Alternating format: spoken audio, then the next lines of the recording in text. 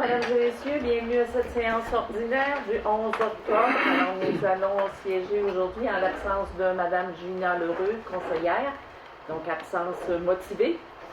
Je déclare l'Assemblée ouverte.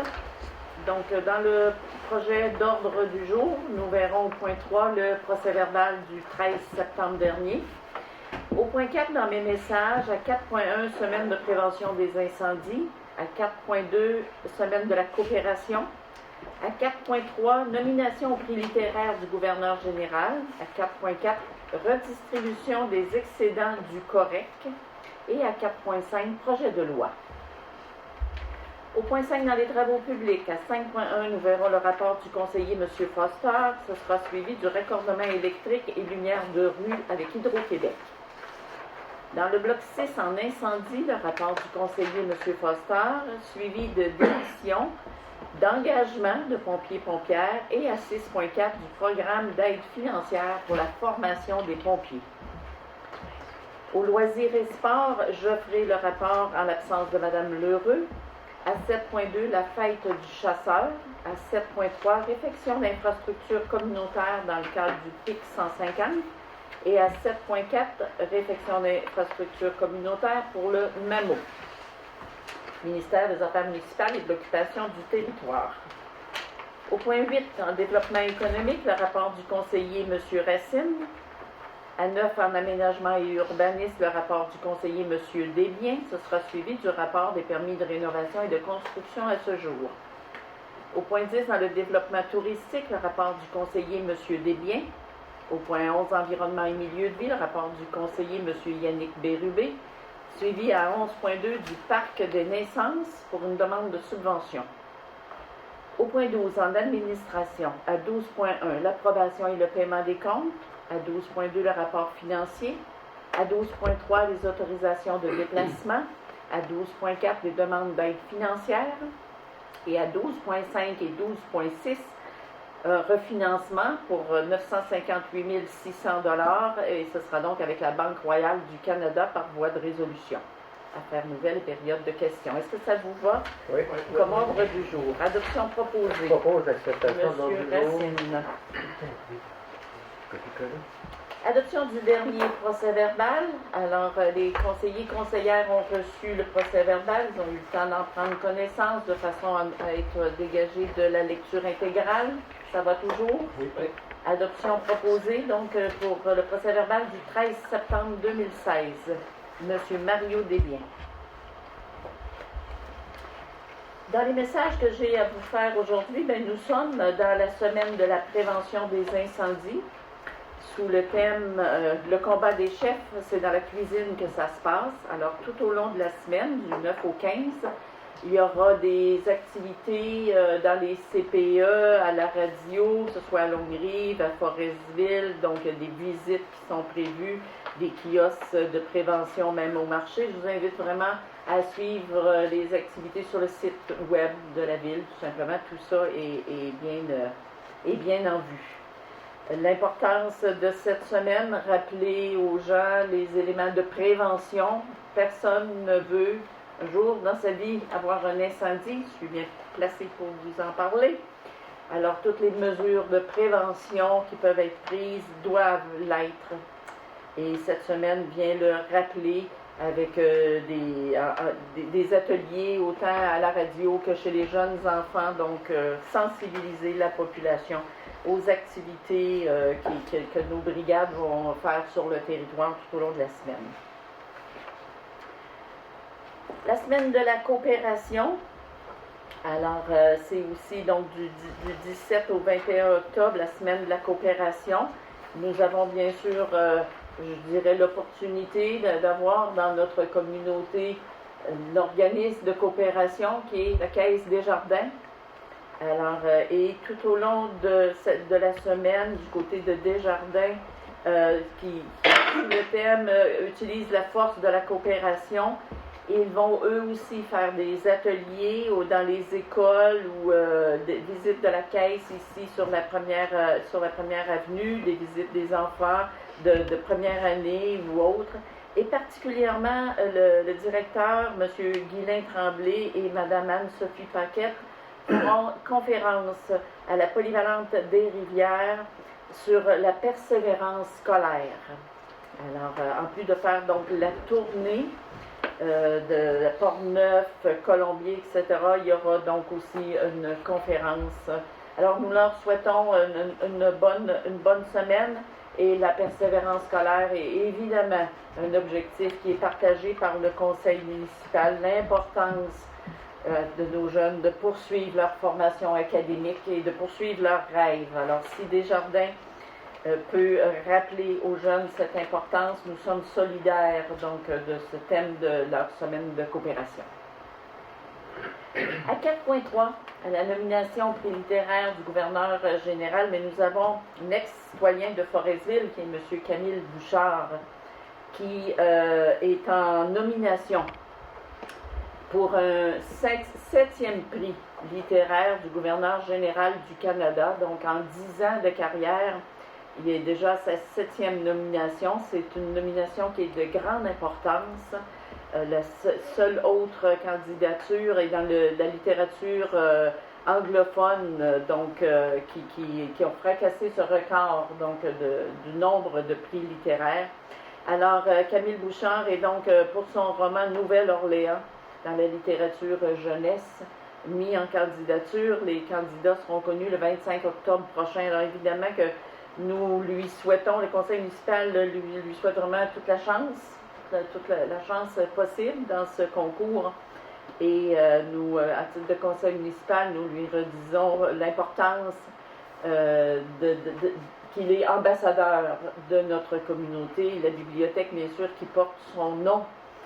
Donc, nous sommes honorés de sa présence dans le monde littéraire.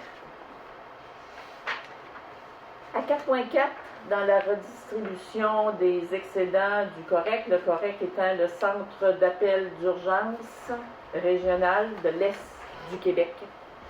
Alors, le COREC, c'est le 911. Alors, le 911, tout le monde, on le paye sur nos factures de téléphone. Il y a une somme qui est prélevée à cet effet-là. Et le centre d'appel, en plus de ça, quand elle arrive à la fin de son année budgétaire, dans ses budgets d'opération, ben, s'il y a eu des surplus de revenus versus ses dépenses, redistribue aux municipalités membres du centre d'appel, au prorata, donc aussi de ce qu'on a mis dans les revenus. Donc, ils ont un retour des excédents qui est redistribué. Alors, pour la ville de Forestville, pour une autre année, puisque ce n'est pas la première année qu'il y a des surplus au niveau du COREC, mais cette année, la redistribution à Forestville est de 7 373 et 84 sous. Donc, un retour d'argent des cotisations des municipalités. Et chaque municipalité reçoit aussi sa part, donc de la même façon, avec le calcul du même pourcentage qu'elle contribue aux revenus de la COREC. À 4.5, le projet de loi, à la fin septembre, le 29 et 30 septembre dernier, il y avait le congrès de la Fédération québécoise des municipalités, la FQM. Donc, lors de ce congrès, nous avons reçu bien sûr le ministre des Affaires municipales, M. Coiteux, mais aussi M. Couillard, qui est venu dire aux maires et aux représentants des municipalités, semblerait qu'avant que la neige tombe, nous allons avoir un nouveau projet de loi qui va nous être soumis, un projet de loi sur la gouvernance de proximité. Alors, ce nouveau projet de loi-là vient reconnaître aux municipalités qu'elles jouent un rôle fondamental et de première ligne dans tous les services publics qu'elle offre à ses citoyens.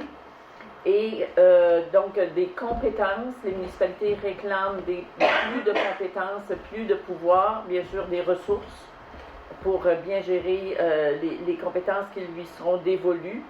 Et donc, ce sera dans une loi, dans un projet de loi qui vient confirmer les municipalités comme étant un gouvernement de proximité avec des pouvoirs et l'autonomie aussi pour prendre des décisions au palier local. Donc, nous attendons ce projet de loi. Bien sûr que les pouvoirs et les responsabilités, c'est une chose. Il faudra bien sûr s'assurer d'avoir les ressources financières pour bien remplir nos responsabilités. Il devrait aussi, à ce moment-là, avoir des allègements au niveau de la reddition de comptes. Les nombreux formulaires, toujours très volumineux, sur lesquels on rend des comptes au niveau du gouvernement dans tous nos domaines d'opération, devraient être allégés. Alors, c'est un dossier à suivre dès que nous aurons plus d'informations ou des éléments de ce projet de loi qui vient changer nos responsabilités. Évidemment, on en fera part au grand public. Alors, je pense bien que d'ici 2 mois, là, si on pense à la neige, on nous l'a promis avant les brins de neige, alors d'ici 2 mois, on devrait être en mesure de vous assurer le suivi de ce nouveau projet de loi.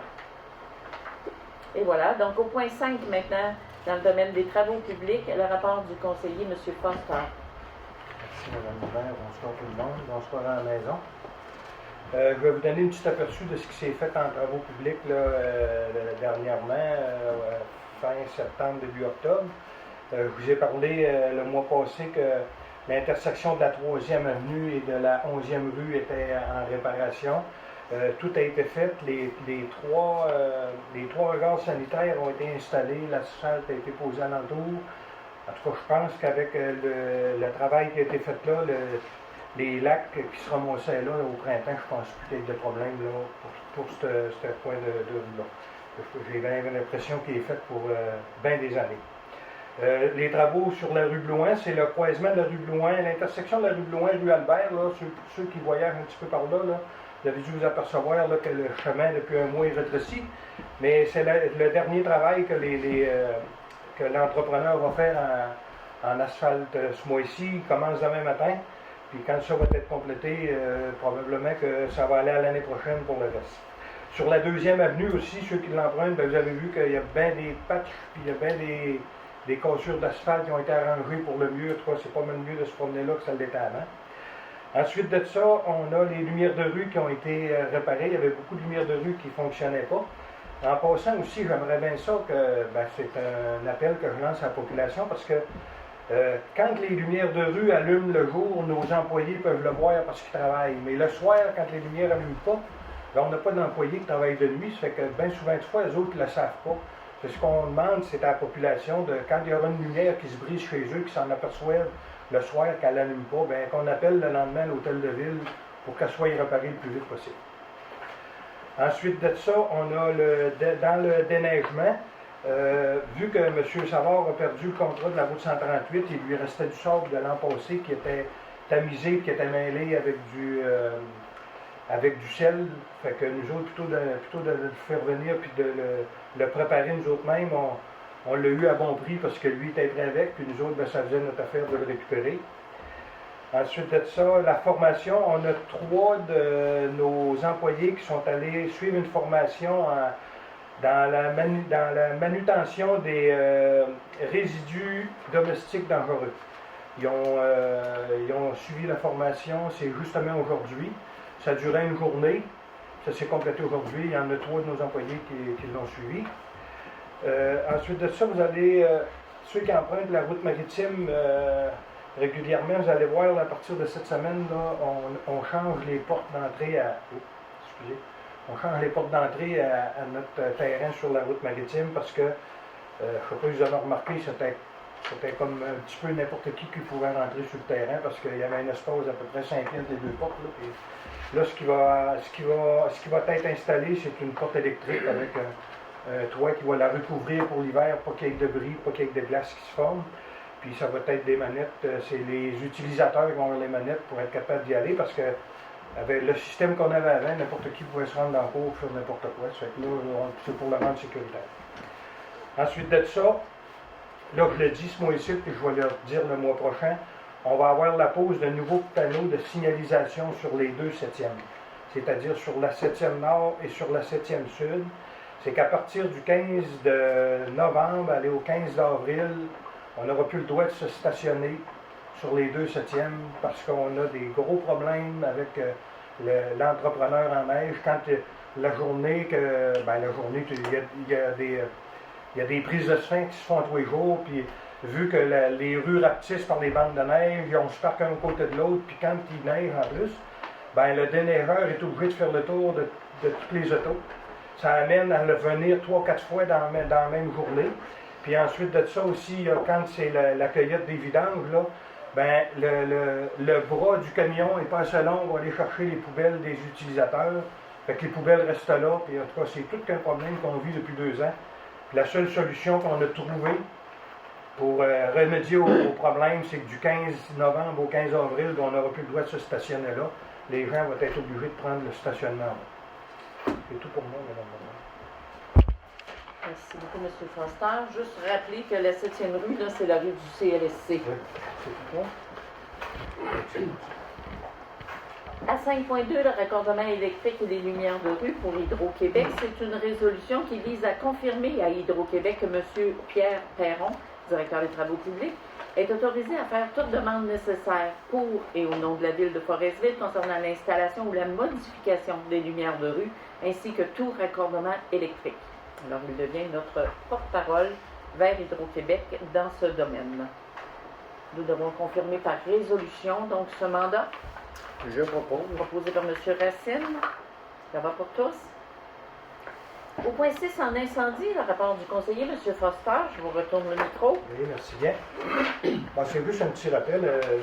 Madame le maire en a parlé tout à l'heure, là, des activités qui avaient lieu cette semaine dans le cadre de la semaine de prévention des incendies. Il y a eu et puis il va y avoir des annonces un peu partout sur le territoire à la station de radio CHME 94.9. Ensuite de ça, il va y avoir des visites dans les CPE de Longueuil, Forestville. Ensuite, mercredi, il va y avoir la grande évacuation. C'est un événement provincial. C'est pas toutes les brigades d'incendie qui y participent, mais nous ici, on y participe. Jeudi, il va y avoir d'autres visites dans les CPE à SIP, à Escoumins. Ensuite de ça, le dernier, là, c'est que la préventionniste rappelle aux gens que le 28 octobre, du 28 au 29 octobre, dans la nuit, on change l'heure. Et puis quand on change l'heure, c'est le temps d'essayer nos détecteurs de fumée, les tester.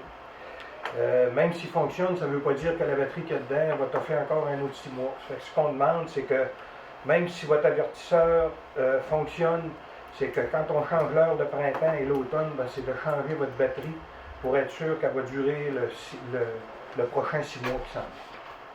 C'est tout pour moi. Là. Merci beaucoup, M. Foster. À 6.2, par résolution, nous acceptons la démission de Mme Joanne Tremblay, qui était dans la division de Forestville, qui était entrée en fonction en juillet dernier. M. Foster propose l'acceptation de cette démission. À 6.3 maintenant, toujours par résolution et recommandation du service des incendies, l'engagement de Mme Stéphanie Lavoie et de M. Francis Pinard, toujours dans la division de Forestville. De nouveau, une nouvelle pompière et un pompier. Par résolution proposée, Mme Gagnon. À 6.4, programme d'aide financière pour la formation des pompiers et pompières. Attendu que le règlement sur les conditions pour exercer au sein d'un service de sécurité incendie municipal prévoit les exigences de formation pour les pompiers des services de sécurité incendie afin d'assurer une qualification professionnelle minimale. Attendu que ce règlement s'inscrit dans une volonté de garantir aux municipalités la formation d'équipes de pompiers possédant les compétences et les habilités nécessaires pour intervenir efficacement en situation d'urgence. Attendu qu'en décembre 2014, le gouvernement du Québec a établi le programme d'aide financière pour la formation des pompiers volontaires ou les pompiers à temps partiel. Attendu que ce programme a pour objectif principal d'apporter aux organisations municipales une aide financière leur permettant de disposer d'un nombre suffisant de pompiers qualifiés pour agir efficacement et de manière sécuritaire en situation d'urgence.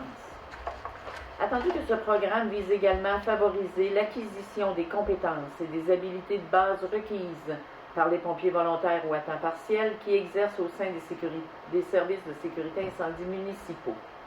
Attendu que la Ville de Forestville désire bénéficier de cette aide financière offerte par ce programme. Entendu que la Ville prévoit la formation en désincarcération pour 8 pompiers dans le cadre du volet 3, donc besoins spécifiques en formation, au cours de la prochaine année pour répondre efficacement et de manière sécuritaire à des situations d'urgence du territoire. Attendu que la municipalité doit transmettre sa demande au ministère de la Sécurité publique par l'intermédiaire de la MRC Haute-Coton en conformité avec l'article 6 du programme. Il est donc résolu de présenter une demande d'aide financière pour la formation de ces pompiers dans le cadre du programme d'aide financière pour la formation des pompiers volontaires ou à temps partiel au ministère de la Sécurité publique et de transmettre cette demande à la MRC de la Haute-Côte-Nord. Proposé par M. Foster. En loisirs et sport maintenant, donc à 7.1, c'était le rapport de la conseillère Mme Lheureux, que si elle était ici, elle aurait attiré votre attention. On avait parlé qu'on allait confier un mandat d'évaluation de la piscine. Alors, c'est fait, le mandat a été confié à Souci Aquatique. Nous avons demandé l'expertise concernant la piscine et ils ont confirmé qu'ils débutaient leur mandat le 19 octobre prochain. Alors, on veut un rapport sur l'état de la situation de la piscine et les bris et les projets de réfection s'il y a lieu dans le suivi avec ce mandat. Au niveau du terrain de balle, donc le nouveau bâtiment sanitaire dont il a été question au cours des derniers mois, donc la construction est maintenant terminée. De même, il y a eu lieu donc le salon, la soirée info-loisirs. Alors cette année, une quinzaine d'organismes étaient présents et plus d'une centaine de personnes se sont déplacées pour cette soirée info-loisirs, aller s'enquérir d'informations sur les différents organismes qui offrent des activités au sein de notre collectivité pour tous les âges. Dans les activités et les événements à venir, le 15 octobre, il y aura la fête du chasseur. Du 21 au 23 octobre, le tournoi de hockey Michel Bouchard et spectacle. Le 31 octobre, c'est la fête de l'Halloween. Ce sera sur le terrain du complexe Guy Ouellet. Nous y serons d'ailleurs pour offrir des boissons chaudes, du chocolat chaud aux enfants et aux plus grands qui accompagnent les enfants. Et je rappelle qu'à la fin octobre, ce sera le début des activités du club de curling. Il y aura aussi vendredi le 14, à la salle de quilles, nous offrons la gratuité à la salle de quilles de 18 à 22 heures. Donc, vraiment, on invite la population en général, jeunes, moins jeunes, à venir passer la soirée, à expérimenter si c'est pour la première fois ou donc la salle de quilles, gratuité totale à partir de 18h et il y aura même des prix fort intéressants à gagner sur place. Donc c'est une invitation à tous à venir découvrir cette infrastructure qui vous appartient et qui débute sa saison. À 7.2, concernant la fête du chasseur 2016, alors ça n'est pas une résolution pour des histoires de chasse, mais bien une résolution que la fête du chasseur aura lieu le 15 octobre prochain à la salle Ginette Bessirois et qu'un bar est nécessaire lors de cette soirée. Attendu que la Ville est dans l'obligation d'utiliser un système de module d'enregistrement des ventes au bar et qu'un organisme sans but lucratif en est exempté et que le comité de la fête du chasseur désire se prévaloir de cette exemption. Attendu que le comité s'engage à organiser son bar à l'extérieur du bar existant et à faire une demande de permis pour cette soirée auprès de la Régie des alcools, des courses et des jeux. Donc, nous, par voie de résolution, confirmons au comité organisateur que la Ville s'engage à ne pas utiliser son permis de la Régie des alcools, des courses et des jeux pour cette soirée.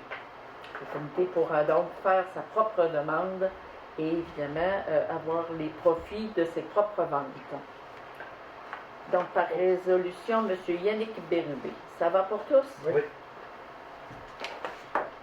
À 7.3, Il est résolu d'autoriser Mme Peggy Bourque-Ouellet, qui est notre agente de développement, à présenter une demande de subvention dans le cadre du programme d'infrastructure communautaire de Canada 150 pour le projet Réfection infrastructure communautaire au terrain de Bâle. Et nous confirmons que la Ville s'engage à payer sa part des coûts admissibles. La proposition, Monsieur Desbiens.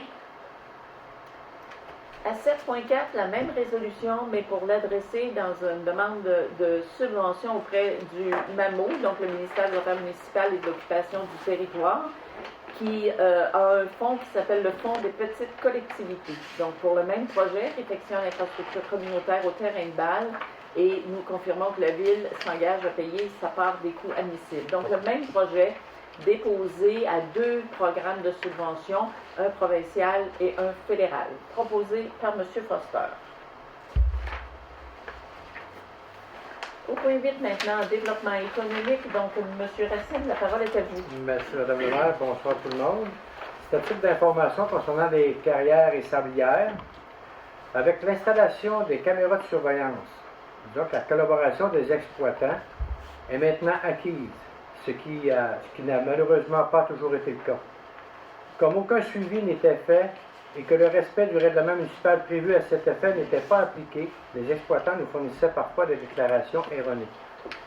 Donc, nous pouvons vous confirmer qu'aujourd'hui, les baux de location de carrières et sablières sont maintenant facturés régulièrement aux dates respectives conformément au contrat avec ces exploitants. Merci, c'est tout pour moi. Merci, M. Racine. On passe au point 9, en aménagement et urbanisme maintenant, à 9.1, le rapport du conseiller, M. Desbiens. Merci, Mme le maire. Bonsoir tout le monde. C'est un petit rappel pour les abris d'hiver. Présentement, vous pouvez installer vos abris d'hiver temporaires, tambours et clôtures depuis le 3 octobre. La limite pour les enlever est le 3e dimanche de mai 2017. Merci, M. Desbiens. À 9.2, maintenant, le dépôt des rapports de permis de rénovation et de construction. M. Brochu pour ce dépôt. Merci, Mme Maïtil. Bonsoir tout le monde. Donc, jusqu'en septembre 2016, c'est-à-dire de janvier à septembre, nous avons émis aucun permis pour de nouvelles constructions au niveau des maisons mobiles. 2 permis au niveau des résidences simples pour une valeur estimée de 310 000. Aucune au niveau des résidences multiples. Au niveau des chalets, un permis a été émis de l'ordre d'environ 100 000 $. Rien au niveau des commerces, industries ou des institutions et le gouvernement. Donc, nous avons émis à jour 3 permis pour environ 410 000 de valeur ajoutée au rôle.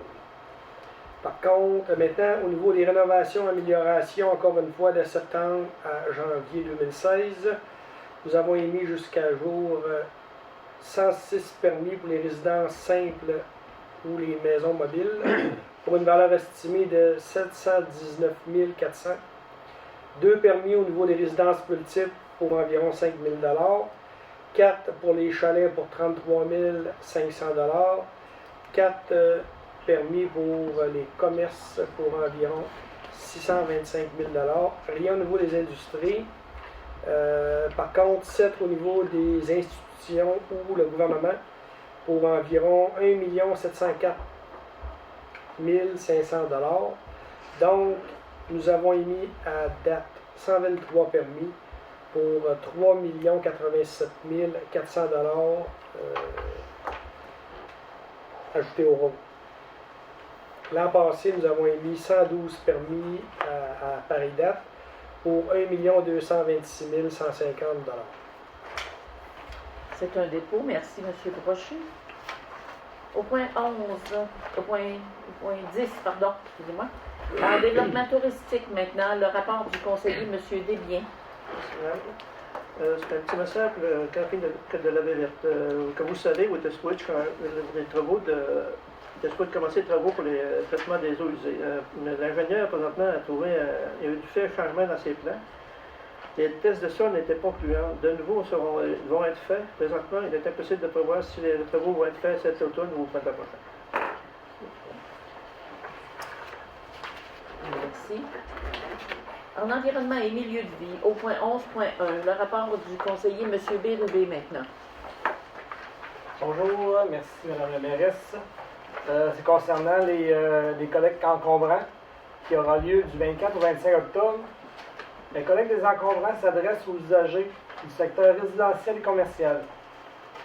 Les encombrants sont les matières qui ne peuvent être déposées dans les bacs verts en raison de leur grosseur. Toutefois, aucune matière recyclable, ordures, pneus, béton, produits électroniques et produits dangereux ne sera acceptée lors de cette collecte. Ensuite, du 27 et le 28 octobre, la collecte des résidus verts. La collecte des résidus verts est l'occasion de se départir écologiquement des feuilles mortes, gazon, résidus de jardin et branches en les déposant aux bordures de la rue. Les feuilles mortes et le gazon et résidus verts placés dans un sac de plastique transparent.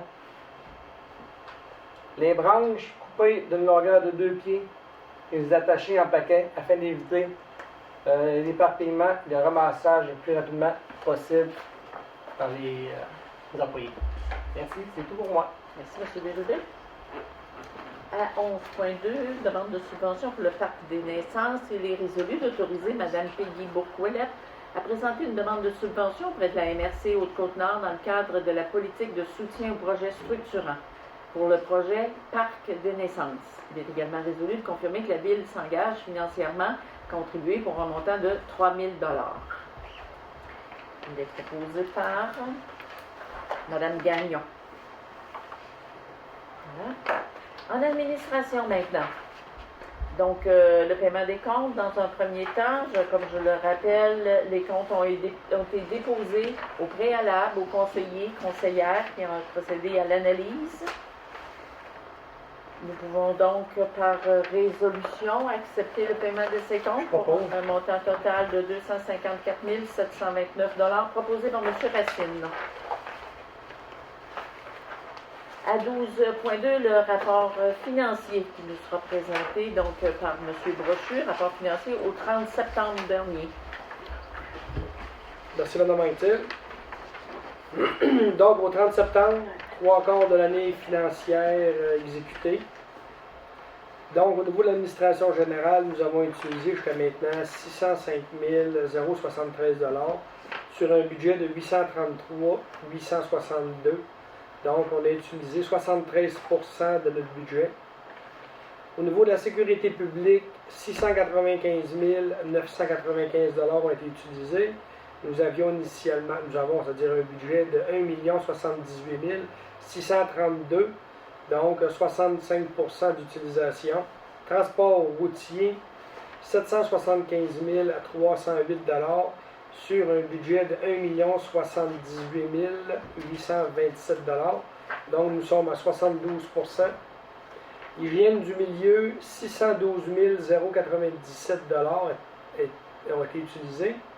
Nous avions un budget de 976 542, donc 63 % d'utilisation. Au niveau de l'urbanisme et de la mise en valeur, 340 436 $ sur un budget de 441 547, donc nous avons utilisé 77 %. Au niveau du loisir et de la culture, 585 109 $ sur 824 075 $, donc nous sommes à 71 %. Nos frais de financement sont de l'ordre de 87 313 $ sur un budget annuel de 138 900, nous sommes encore une fois à 63 %. Donc, nos dépenses totales sont jusqu'à maintenant de 3 701 331 $. Et nous prévoyons un budget de 5 372 385, donc un ratio d'utilisation de 69 %. L'an passé, nous étions sensiblement au même ratio, nous étions à 70 %. Donc, on se maintient. Donc, merci beaucoup, M. Brochu. À 12.3, les autorisations de déplacement pour les employés, donc du 12 au 14 octobre, donc à partir de demain. Madame Annie Gagnon, qui est adjointe administrative, participera à Montjoly à une rencontre et une formation concernant les assurances de dommages. Et le 20 octobre aura lieu aux Escoumins une rencontre des agents de développement municipal. Donc, Mme Peggy Bourque-Ouellette, agente de développement, participera donc à cette rencontre des agents de développement de la MRC. Donc, autorisation de ces déplacements par résolution, M. Desbiens de la proposition. À 12.5 et 12.6, il est question donc du refinancement. Pour l'aide financière de 12.4. Ah oui, bien sûr, excusez-moi. Aide financière à 12.4, oui. On a 2 demandes d'aide financière pour des activités des organismes. Donc, les Amis du Méandre qui ont eu un tournoi de golf bénéfice sur lequel nous avons participé avec un fort somme pour 400 $. Et la Chambre de commerce qui va, son tournoi famille, demande les profits du bar, donc pour le soir du vendredi simplement, et nous avons une politique à cet effet-là que c'est possible.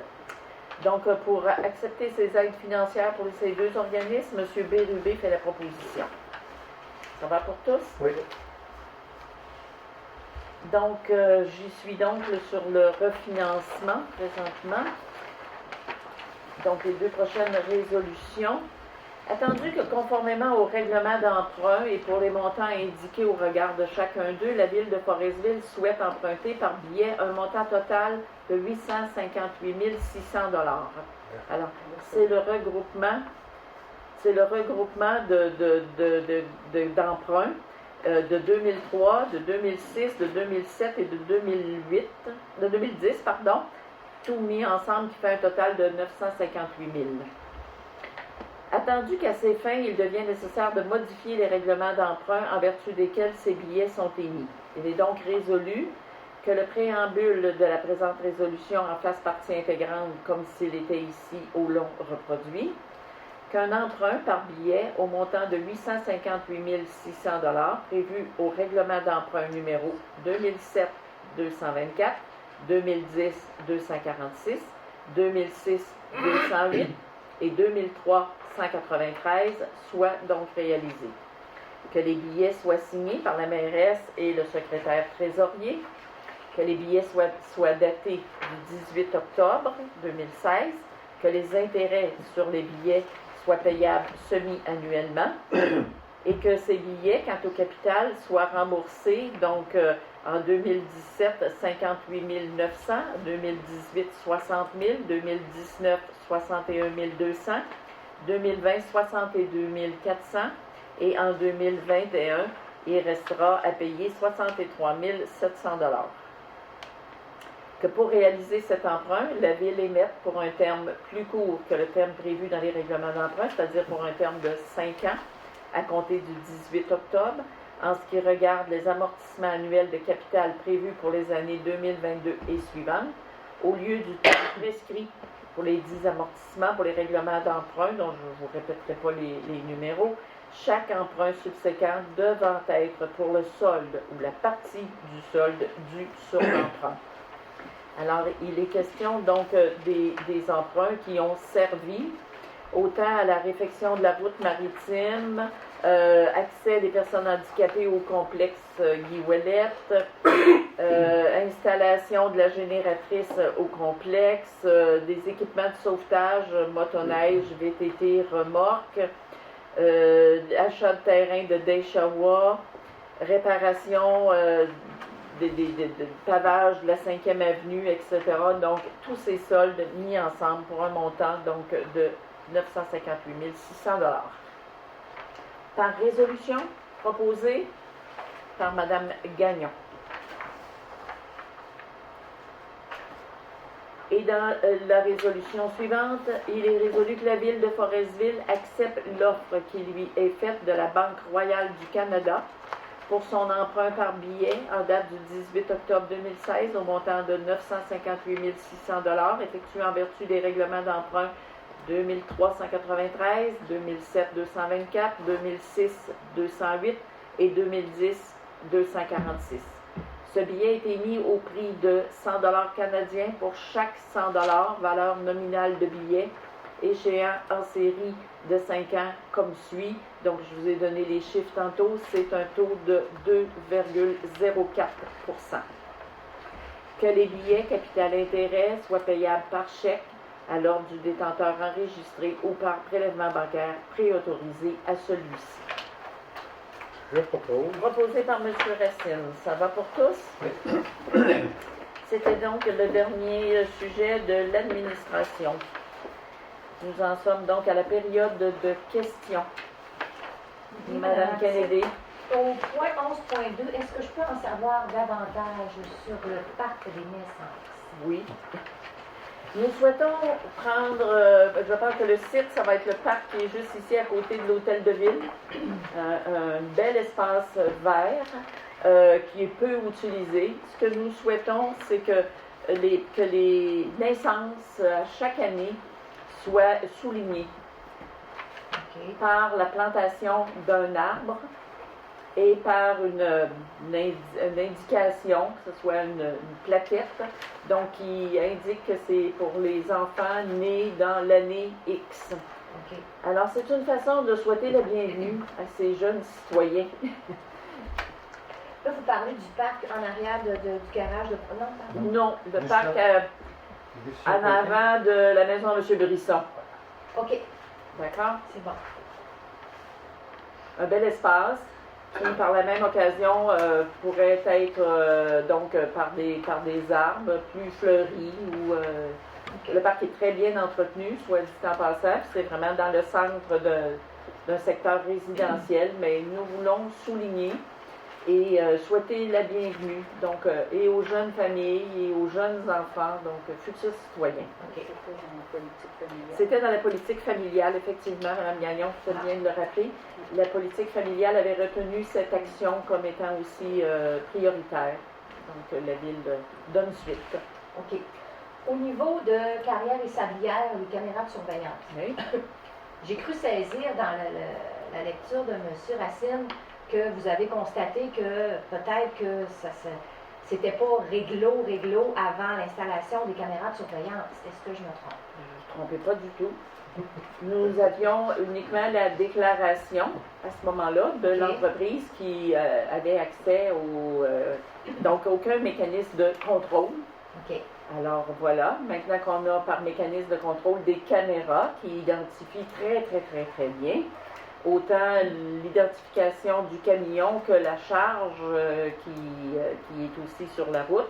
Donc à ce moment-là, ben, l'exploitant continue à faire la déclaration des affaires, mais nous avons donc le mécanisme de contrôle qui est celle des caméras, qui donne le nombre de voyages et qui nous identifie précisément quelle est la compagnie.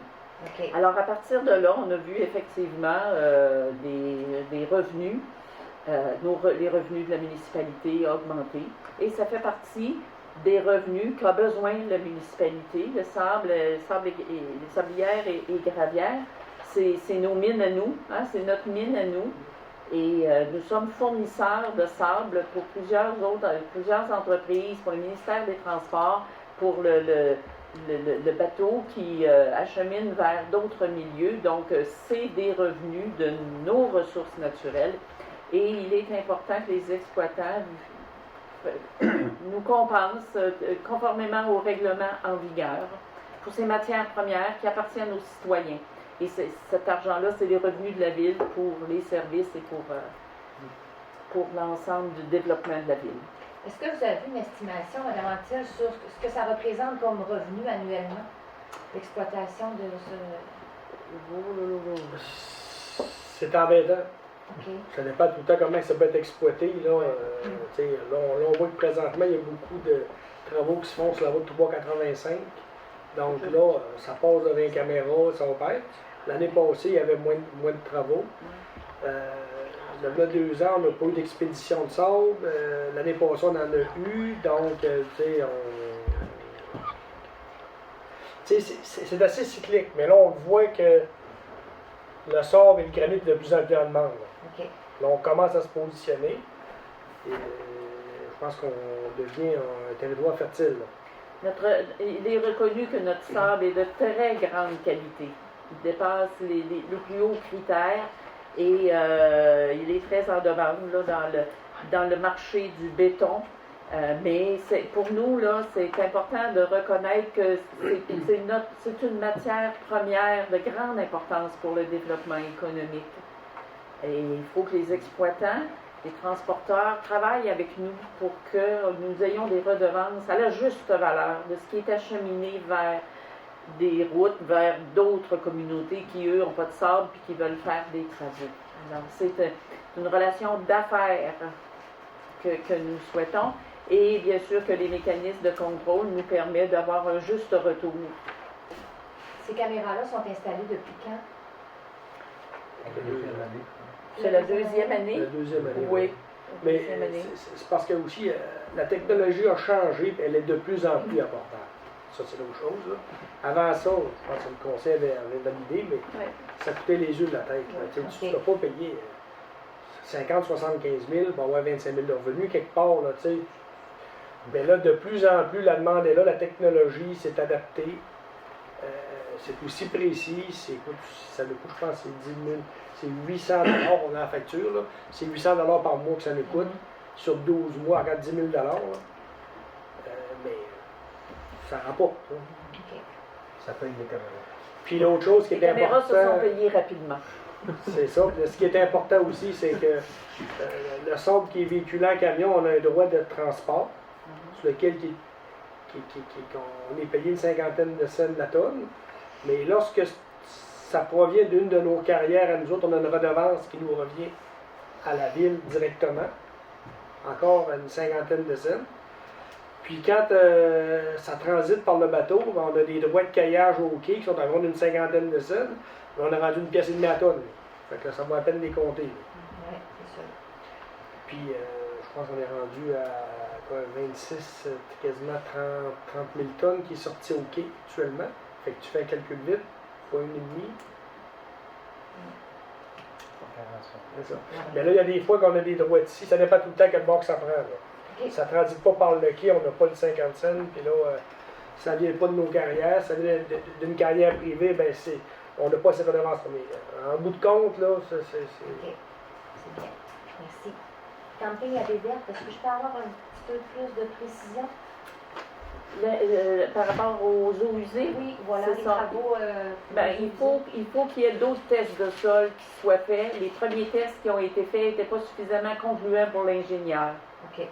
Alors, il y a des nouveaux tests de sol. Vous savez, c'était quand même un milieu très près de la plage et tout, là, donc les règles de l'environnement. Alors, les premiers tests de sol étaient juste jugés insuffisants. L'ingénieur a demandé d'avoir d'autres tests à d'autres endroits. Puis, bon, c'est tout ça qui remet sur la table de travail. On voulait réaliser ça vraiment en octobre. Maintenant, là, les tests sont faits. On attend après l'ingénieur. Ça sera-tu possible de le faire cet automne, les travaux, ou très tôt au printemps prochain? On est en attente du rapport de l'ingénieur. Mais c'est à la demande qu'il a fallu faire d'autres tests de sol à d'autres sites OK. dans Si l'environnement. ma mémoire est bonne, ces travaux-là sont estimés à autour de 50 000 Oui, c'est 60, ça, hein? je pense. 60 000. 50, 60. Oui, OK. tout à fait. C'est tout pour moi, merci. D'autres questions, M. Foster? Oui, c'est surtout des suggestions Oui, là, allez-y. au sujet du trafic lourd. Oui. Il y a les municipalités qui trouvent ça encombrant pas mal. Là. Comme à Tatussac, s'ils veulent régler le problème, qu'ils nous fassent un pont. Je leur ai fait la suggestion déjà. Fait qu'il n'y aurait plus de hawk-up, ou il n'y aurait plus de bruit. S'il y avait un pont, il passerait de ouette. Il ne descendrait pas dans la route, il ne serait pas dans la route.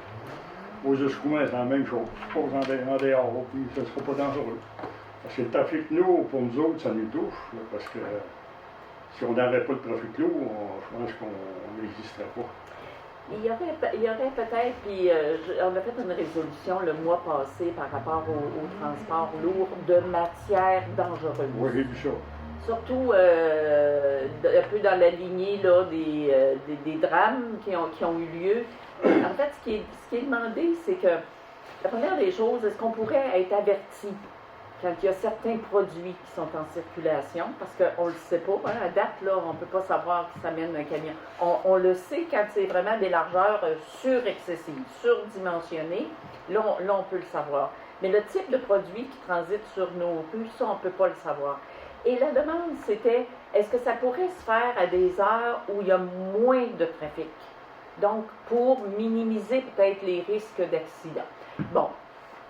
Alors, en dehors tu sais, est-ce que ça pourrait voyager plus de soir, où il y a moins de circulation, il y a peut-être moins de gens dans la rue, des piétons, des cyclistes, des enfants qui sont à l'école, qui s'en vont à l'école, etc. C'est un peu dans ce sens-là. Le but n'est pas, on ne pourra pas empêcher de toute façon le transport lourd, c'est vraiment pas l'objectif, mais dans les matières dangereuses qui passent dans le centre d'un village ou dans des communautés comme nous, résidentielles et commerciales sur la même artère. Elle baisse, ça sera dévié. Ce sera plus dangereux. Pour le moment, en tout cas, ça serait d'en être averti. Puis est-ce que les camionneurs pourraient circuler, certains produits pourraient circuler? Oui, difficile. Ça peut être difficile. Bon, voilà, mais c'est un peu dans ce sens-là de sensibiliser peut-être aussi les compagnies puis les instances. Au sujet du terminal maritime, la rive nord du Saguenay, Oui, avez-vous eu des nouvelles? non, on n'a pas eu de développement par rapport à ça. Non. Ça a passé en audience sur Oui, oui, je l'ai vu, tout à fait. les Brazomis puis le chemin est invité. Avec Mestoyache. Nous autres, on a été ignorés, on va pas le faire là-dedans. Mais le terminal, l'analyse est là-bas. Là. Nous autres, ils sont en train d'analyser le terminal là-bas. Là. Mais nous autres, on n'a rien à dire non.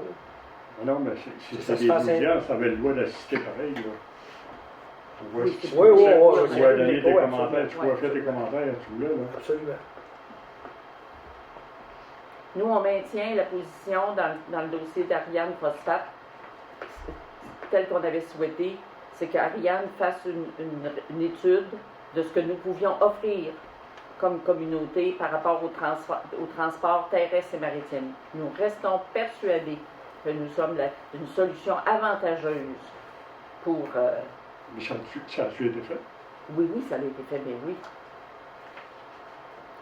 C'est-à-dire la demande à Ariane d'étudier notre communauté et notre projet, oui, a été fait. Oui, ça a changé, les gens d'Ariane, ça a changé le conseil.